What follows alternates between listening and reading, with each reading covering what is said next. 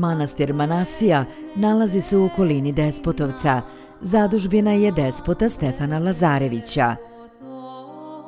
Manastirska crkva je posvećena Svetoj Trojici, a osveštana je u prazniku Svetog Duha. Ceo kompleks je opasan velikim zidinama koji su služili za odbranu. To je bila utvrđena celina koja se sastojala od ukupno 11 kula, od kojih se isticala donžon kula, poznatija kao Despotova kula. Iako je sačuvana tek trećina fresaka u manastiru, živopis Manasije spada u red najvećih dometa srednjovekovnog slikarstva. Manastirski kompleks sastoji se iz crkve Svete Trojice, velike trpezarije ili takozvane škole, tvrđave se 11 kula, od kojih je najveća Despotova kula. U toku viševekovne turske okupacije, manastir je više puta pustošen i razaran. Sa crkve je bio skinut olovni krov, pa je više od jednog veka crkvena građevina prokišnjavala i 2/3 fresaka je nepovratno propalo.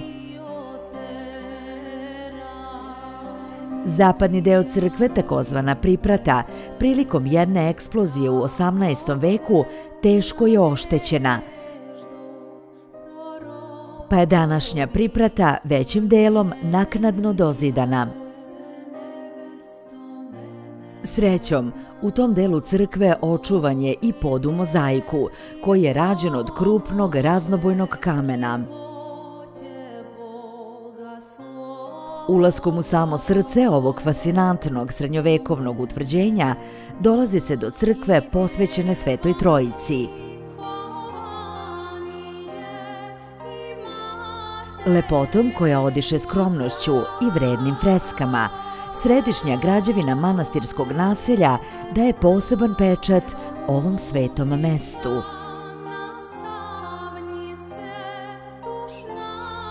Iako su vreme i ratovi sa sobom odneli veliki deo lepote resavskog slikarstva, preostale freske verni su svedoci srpske srednjovekovne istorije i umetnosti. Manasija je poznata i po resavskoj školi, koja je u okviru manastira postojala tokom prve polovine 15. veka. U njoj su se okupljali učeni monasi, prevodioci, književnici i prepisivači koji su ukrašavali rukopise i knjige, zbog čega se manastir dugo smatrao simbolom duhovnosti i posvećenosti. Od očuvanih fresaka najpoznatija je ktitorska kompozicija na kojoj despot Stefan u jednoj ruci drži povelju, a u drugoj model manastira. Veličanstveni su i prizori svetih srpskih ratnika, kao i scene iz života Gospoda Hrista. Zajedno sa očuvanim likovima starozaveznih proroka, ove freske ubrajaju živopis Manasije u najveće domete srpskog srednjovekovnog slikarstva. Najbolje očuvanu građevinu prvobitnog manastirskog kompleksa predstavlja manastirska trpezarija.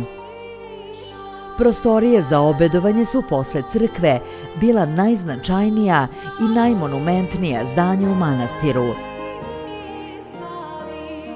pa je posebno interesantno obići prostorije u kojima su monasi pre više od 600 godina skladištili namirnice i obedovali.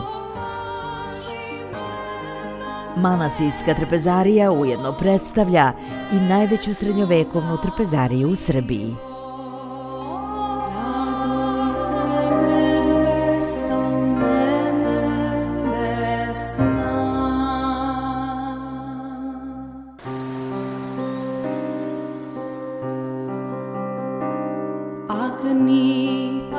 Ne zaboravite da lajkujete.